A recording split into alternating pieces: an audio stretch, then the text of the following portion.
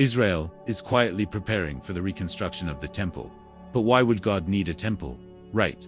Did you know that Israel is already organizing the building of the third great temple in Jerusalem? It's pretty amazing what's happening in our days. Soon, I'll show you what preparations are already underway, some of which have even been completed, and, trust me, they're truly surprising. The idea of a temple in Jerusalem is really ancient and deeply rooted. It all starts in the scriptures, when God commands, back in the desert, and let them make me a sanctuary, that I may dwell among them. At that time, it was the tabernacle, simple and mobile, following the people on their journey. Later, when Joshua settled Israel in the Promised Land, and many years afterward, during King David's reign, the order to build a permanent sanctuary in Jerusalem emerged. No more something temporary and nomadic, but the great temple of Jerusalem.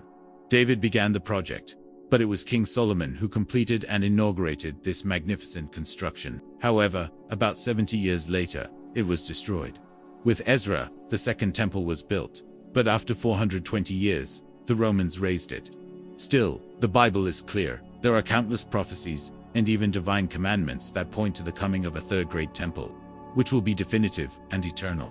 For instance, at the beginning of Isaiah, in the 2nd chapter, there's a prophecy, the vision that Isaiah son of Amos saw concerning Judah and Jerusalem. It will come to pass in the last days, not in David's time, not in Ezra's time, but in the last days of humanity, that the mountain of the house of the Lord will be established at the top of the mountains and exalted above the hills, and all nations will flow to it. We can already see here that in the end times, there will be this house of God, and many peoples will say, "Come, let us go up to the mountain of the Lord, to the house of the God of Jacob." Clearly, this house refers to the great temple of Jerusalem that will stand in the last days. Interestingly, Isaiah expands on this prophecy with some very important additions. One of them mentions the sons of the foreigners who join the Lord to serve and love in the name of the Lord, in the name of the Eternal, in the name of God becoming his servant soul, who keep the Sabbath. Now, check this out. He will bring them to his holy mountain and make them joyful in his house of prayer. Their burnt offerings and sacrifices will be accepted on his altar, for his house will be called a house of prayer for all nations. So, we see that all peoples will be welcomed at a house of prayer, a place to draw near to God. Ezekiel, in the famous prophecy of the Valley of Dry Bones, which also pertains to the end days, alludes to the construction of the third temple. Look how it's written here, with differences from Isaiah. They will dwell in the land that I gave to my servant Jacob, where your fathers dwelt. And they will dwell in it, you and your children. And I will make a covenant of peace with them, an everlasting covenant. I will establish them and multiply them, and I will set my sanctuary in their midst forever. There's a difference between the first great temple, the second, and the third. Because for the third there's a divine promise that it will be forever, it's everlasting. Since this is so clear in the prophets, many people in Israel say that it's our duty, just like Moses with the people and Bezalel built the first tabernacle. And then King David, and as we said, King Solomon made an effort to build the first great temple. Ezra didn't wait for the great temple to fall from the sky. He asked for contributions from everyone to build the second great temple, and he succeeded, despite all the political, religious, and even spiritual challenges. Many believe that the construction of the third temple won't just be a sudden divine act, but will also rely on human effort. That's why, in Israel, meticulous preparations are already underway. Slowly but surely, utensils, priestly garments, and even practical training for the priests are taking shape. What once seemed far away is starting to look pretty concrete. Few know that there are study centers dedicated solely to preparing the priests' descendants of the tribe of Levi, known as Kohanim. In these places, they don't just study theory, they also practice the functions that only they will perform within the temple. One fascinating example is the incense ritual. The Torah describes in detail how it should be handled. The amount of powder should be taken with 3 fingers, adjusted with the thumb, and finished with the pinky. This seemingly simple detail required constant practice, because there was no room for error in the temple service. Today, these future priests are already getting used to repeating these movements, preparing for when the temple is rebuilt. You might wonder, how do they know who is really a priest? This identity is a Jewish tradition passed down through generations.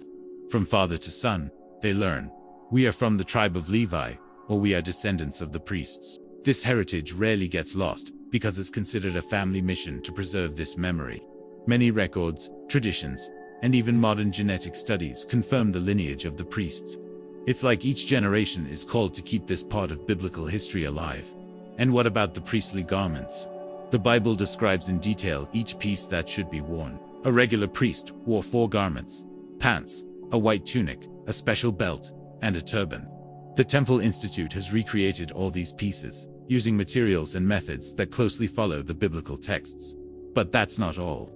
The garments of the high priest, which were even more impressive, have also been recreated. In addition to the 4 common garments he wore, 4 additional pieces: a gold plate on his forehead, inscribed Holy to the Lord, a blue-green tunic, teshalet, an apron made with threads composed of 6 different materials, and of course, the breastplate with 12 precious stones, each representing one of the tribes of Israel. The care taken was so great that even the biblical measurements were followed precisely.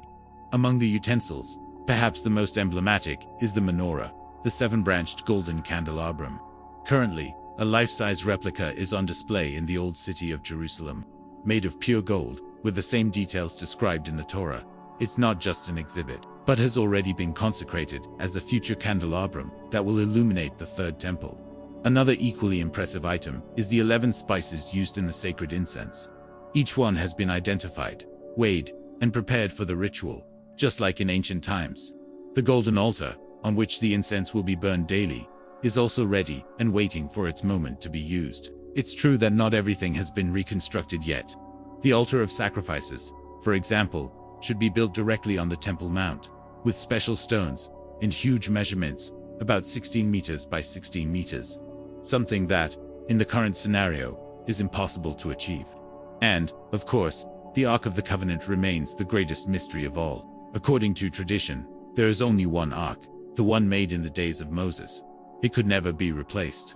Where is it today? No one knows for sure.